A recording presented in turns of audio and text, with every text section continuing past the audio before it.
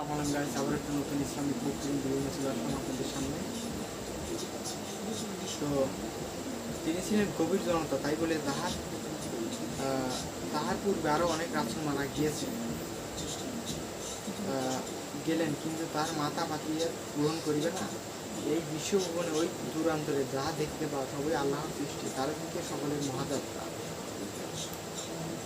অতঃপর তিনি উক্তিতে সকলের চৈতন্য হইল।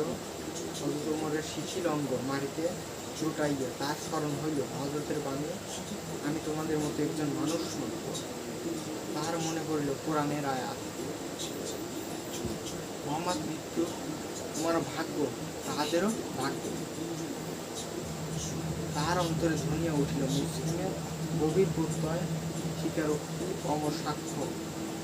মুহাম্মদ সাল্লাল্লাহু আল্লাহর দাস, মানুষ ও রাসূল।